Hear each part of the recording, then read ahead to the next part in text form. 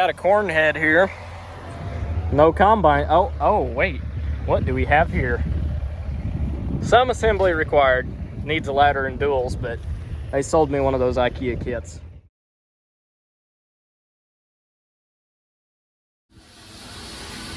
Well, folks, here it is. The first hopper. And the corn, not too shabby. Not too shabby at all. Pretty happy with this.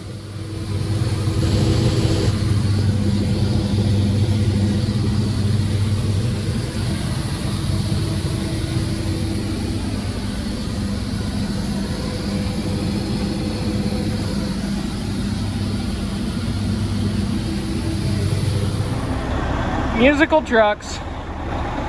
He's out of my way. Now we can back up, get out of here, and get with it. So in a very, very short amount of time, we shelled a lot of corn. And we're dumping a lot of corn now too. So, good times, real good times. All right, well my help's all gone home, which I told them to. It's getting late. And we got rain coming in, but I'm gonna keep shelling until it starts raining. That grain bin is only about yay full right now, so who knows, we may fill it with this big old combine tonight. That is actually a decent possibility because I am right here at the farm. So I'm just gonna run the grain cart and dump the cart onto the truck and let it dump while I am shelling another hopper, basically. Because there's really no point in me sitting here, standing here waiting on it. I'll just crack the gate on the truck and let it run, idle down, or let the auger run idle down. That's what I mean. But anyhow, we're gonna go shell some more. I got the cart in the field already. I would get the trucks in the field and just do that instead of the cart, but it's a little tacky, so probably get a truck stuck, and I just don't want to mess with that. So it would be nice to have a 1,000 bushel cart now, but I don't have enough tractor for a 1,000 bushel cart. If the Steiger had a PTO, that's absolutely what I would have, but the Steiger doesn't have a PTO, so I can't get a 1,000 bushel cart on him. I do want to look into what it would cost to put a PTO on it, but I have a feeling it would be $10,000 or $15,000, so I'm not gonna mess with that. I'm running a little bit slow. The stalks are a little bit tough, and with this chopping head, the combine knows it. I mean, this is a Class 8 machine. Now, granted, we are in really, really, really good corn right now, but I don't know if you can see down there, but it is chewing it up and chewing it up good. But we're shelling very, very good corn right here, so I can't complain. I mean, that's not bad, especially for this farm, this field. So we're painting the climate map dark green. I like it. I like it a lot. I like this combine a lot too. It does not take long to fill a 500 bushel cart with this thing. Like a hopper, and basically one hopper fills it. Not quite, but when you're dumping on the go and you're shelling 4.5 miles an hour, by the time the grain tank's empty, it's pretty much all but full. So, not too bad. I'll get along with it, but it'd be nice to have like an 850 or something that tractor would handle. Because I really don't want to get rid of that tractor. I like that tractor too much to get rid of that tractor. So,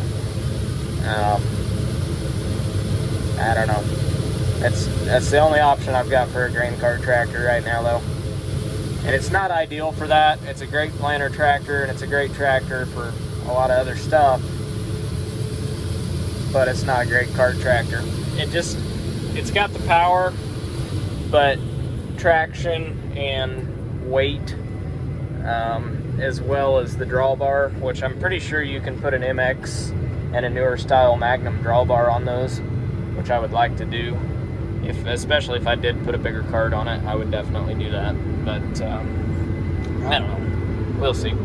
But I'll show you here what these corn stalks look like. They look awesome. They are chopped up into absolutely next to nothing. If I could zoom here.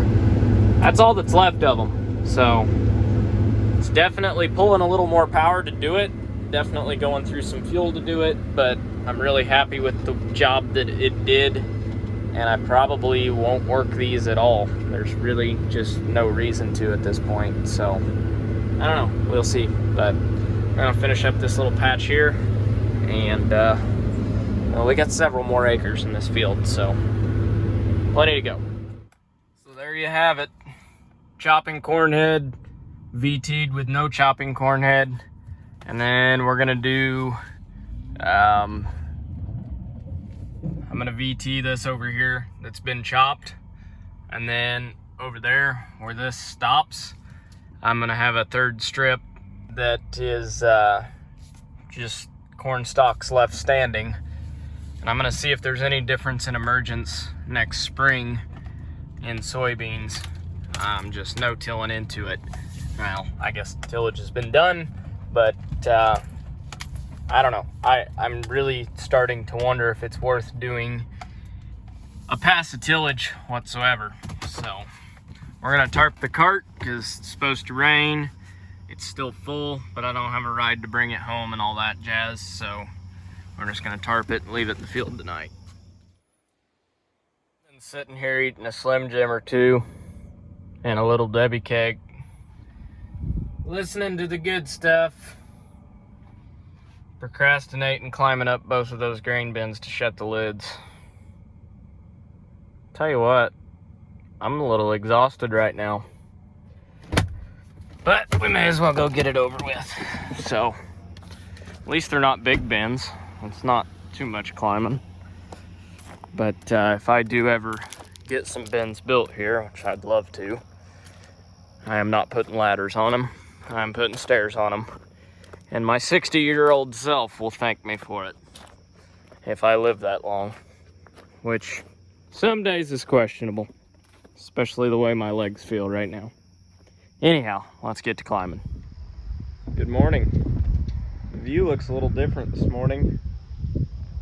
Corn's gone. Got the end rows out last night. So I'm gonna go walk out here, look over the field a little bit, see what our losses look like in the light of day. I was looking last night, it didn't look bad at all. Maybe a bushel, but when you're shelling 250 plus bushel corn, I'm good with that. I'm real good with that. It's got this residue just really chewed up.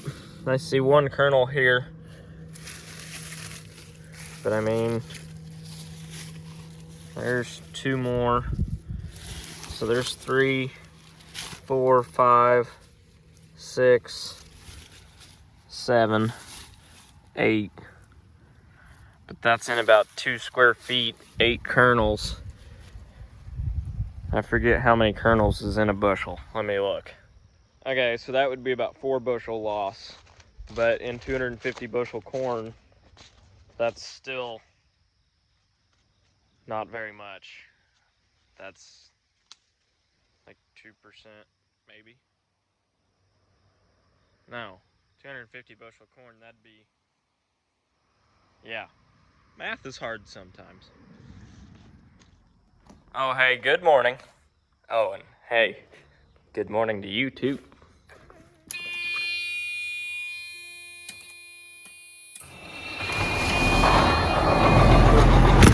Airing up. I'm gonna get these out. I want to give this combine a real good looking over, since yesterday was the first day I've ever ran it. And then I'm gonna get some cameras thrown on it this morning. We're moving up in the world, dumping a load of corn, passing some other trucks, except they don't have corn on, they're hauling mills, or milling, but we're hauling corn. But just the second that I don't tarp everything and put everything up, it'll absolutely pour. So, you win some, you lose some. Checking the ground again. We got a few kernels. few more than I'd like to see.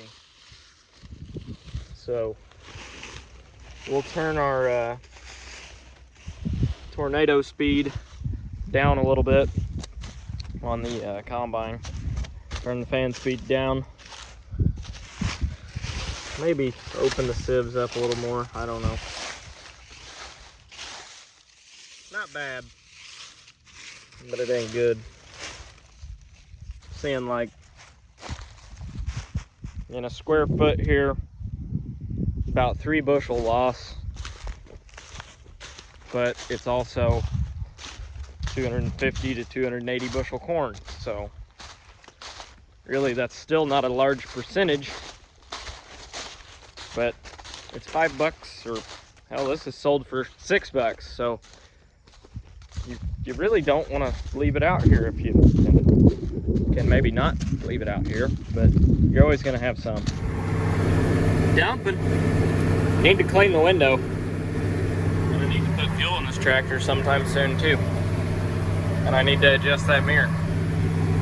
But we're getting something done. So looking at the job that this chopping head does, I mean, you look and you can't see any stalks. Like there's these corn stalks standing, but there's hardly anything down here. They're all chunked up like this. I mean, that's how fine that thing's chopping them up. And then it's leaves and little bits of stalk. It's kind of insane how well it does. But right here, we got 3 kernels in a square foot, 4, maybe 5. That's 2.5 bushel.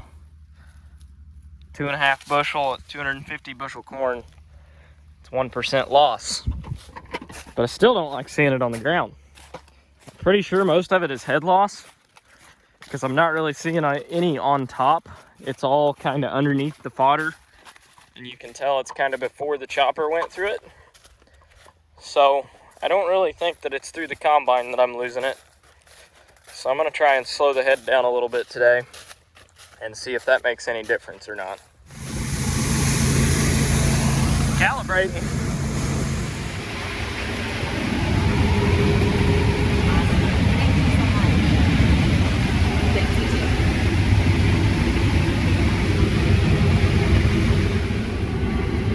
So this corn is not too shabby. Not too shabby at all. We're painting lots of dark green on the climate map, except for the end rows. They're red because the 2388 shelled it, so it thinks that this is all 0, which it is, but it doesn't know that it was already shelled. So that's screwing the monitor a little bit, but out there doing real good. And I don't have far to dump. I'm just crossing the highway and dumping straight into the semi, and it dumps it into the auger. So works out pretty good. So we're shelling right along, 4.5 mile an hour.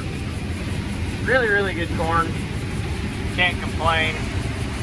Freightliner is over there. It's full. It is very full. Probably gonna run it to town here after a while. I don't know what time it is. It's probably already too late to do that, but making good headway today. Getting something done at least. Dumping another truck. Get her tilted up here. Here goes nothing. If we turn it over, hopefully we don't knock the silo down on top of us. These trailers do make me nervous, but I like to live on the wild side, so it's kind of fun having them.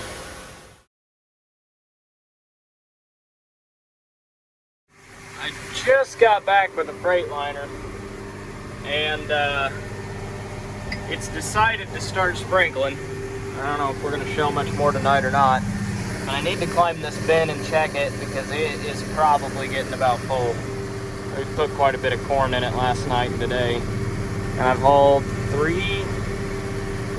4 loads to town today with a Freightliner, and then I've left this truck parked here. So I'm putting about every other load in the bin and every other load to town. Just trying to save myself some time and some space. I can't wait to have more storage here at the farm. But for now, we'll make it happen. We'll keep dumping.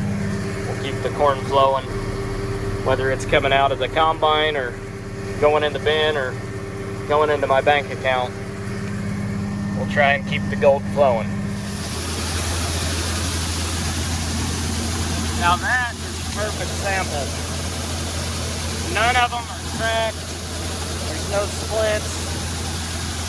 Perfect. Hardly any trash at all.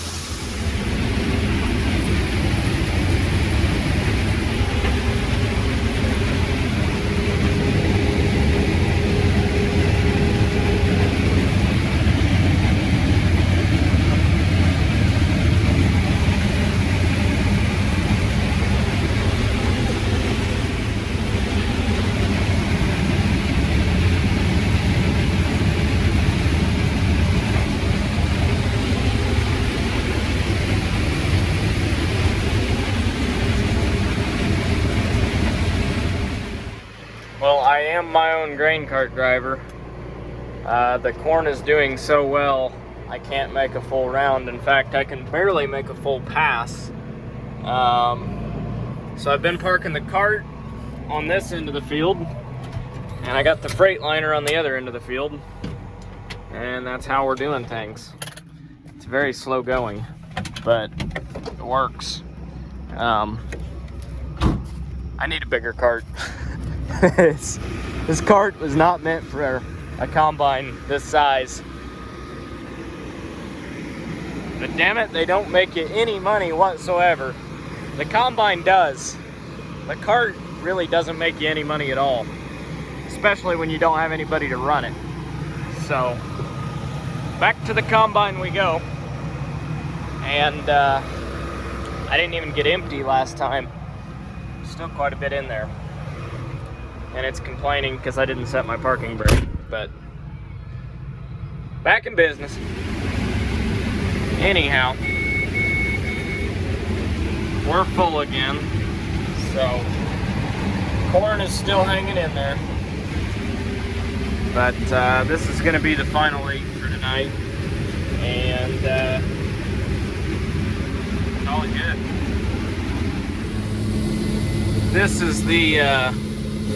This is the quick way to fill a bin. Efficiency right here. Kind of. I called in an Uber again.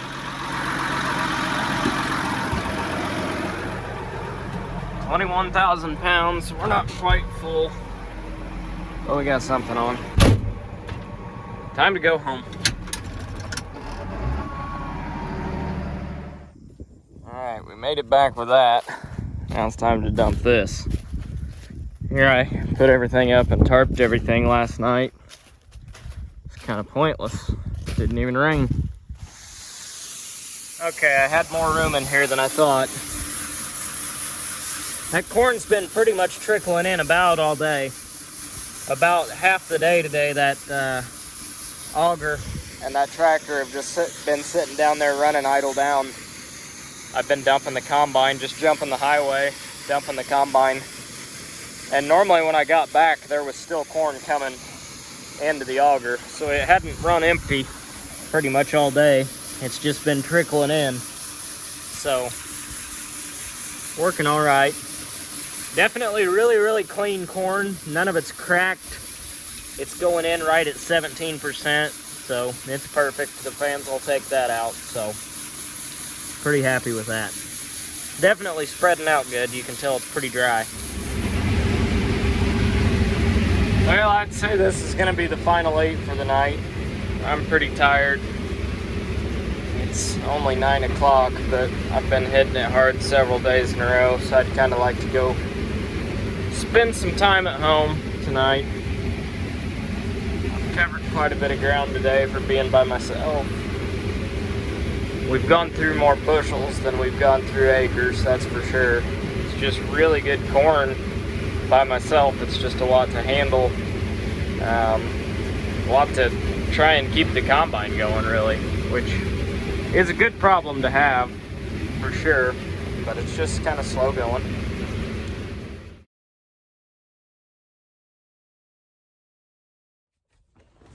Now I'm just going to go ahead and address this now because I know the comments are coming. But, yeah, new combine, not cheap. Here's the thing. The 2388 had almost 45, not quite, but almost 4,500 hours on it. This new combine has less than half of that. The old combine was about half the capacity that the new combine is. Now, I don't need a combine that's this big, but it's not hardly any more money than a combine that was the same size of what I had. So for the same money, it's kind of a no-brainer just to go to a larger machine. This new combine is a Class 8 machine. I could have bought a Class 5, a Class 6 machine for what I paid for a Class 8. This is a lot bigger combine for the same money. I don't see why you wouldn't just get the bigger combine for the same money. Do I need it? No. But say I do pick up a couple hundred more acres and bring somebody on full-time or part-time to drive trucks. You got the combine that can handle it already. And if not, you're covering the acres that you do have a little bit quicker. You're not putting near the hours on it. You're not going to wear it out near as fast. Now, is it a little more expensive for parts? Maybe, but not a lot. An auger's an auger. Just because it's a couple inches bigger in diameter doesn't mean it costs a whole lot more.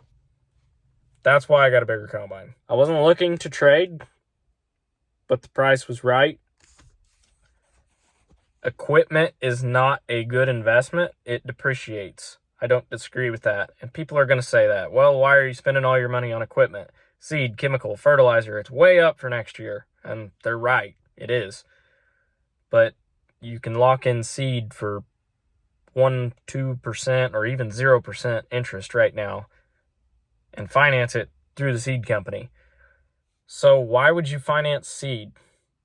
Well, if you can finance things for 0 to 2% and do an early order discount that saves you 10, 15, 20% off the top for buying it now, and then you finance it for 0 to 2%, you're way money ahead to do it now. Now, it cash flows because rather than me, even if I have the cash to pay for the seed right now, I can reinvest that money into something that I think is going to make me more money than what that interest cost me, if that makes any sense. So I would rather finance the seed at a super low interest rate and reallocate that funds or those funds of working capital to something that can make me more money, I feel like, than what the interest cost. I don't know if that makes any sense, but that's the way I look at it. Fertilizer, chemical, yeah, they're way up. Fertilizer, my way around that is I'm buying as much turkey litter as I can, and I can't find a whole lot more of it than what I've already bought, but you know what? That cuts fertility costs tremendously around here. When DAP and potash are $750, $780 a ton, turkey litter's a really good alternative right here. Chemicals, buying generics. Yeah, they're hard to get.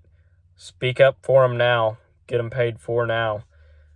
As this grain leaves the field and makes it to the elevator, that is the plan, is get things bought and maybe even delivered now, so I have it next year. I am a little concerned about that, but no, equipment is not a good investment.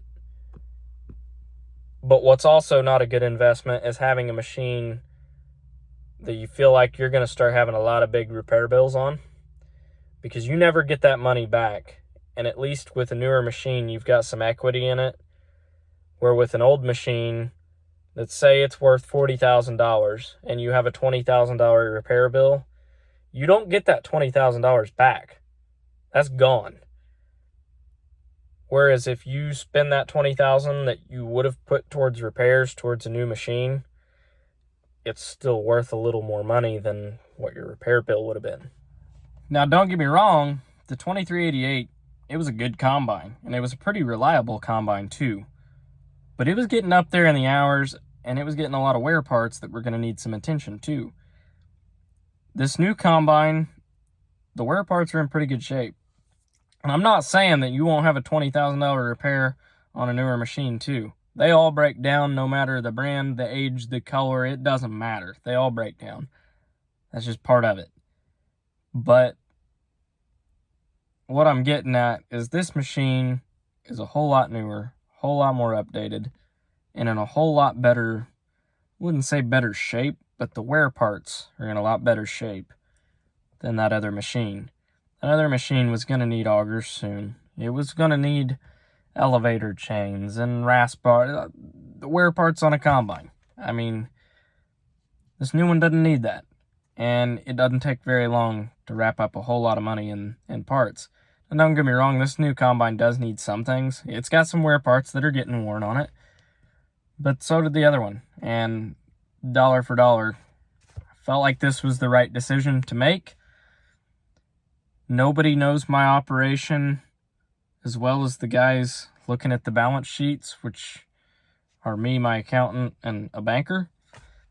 So that's how I felt about it, and that's what I did. So, yeah, got a new combine. But I'm 24 years old. Interest has never been this cheap. And I'm not a fan of debt, but that's part of farming. And I'm 24, and I'm looking to grow. I'm looking to grow to be the size that one day I can support. If one or more of my kids want to farm, I'm the size that I can support them to do that. I can take a step back. They can get into it. I'll still work on the farm.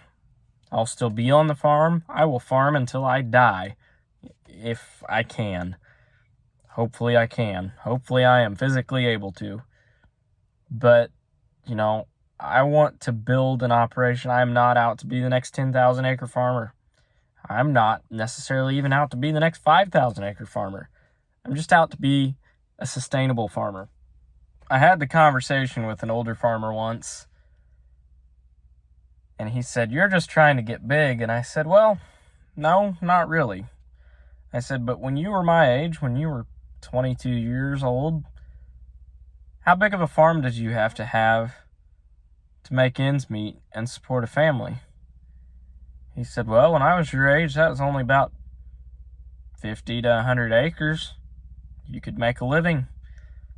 I said, "Yeah, and you could pay for the ground by farming it. You know, ground paid for itself." I said, "Okay.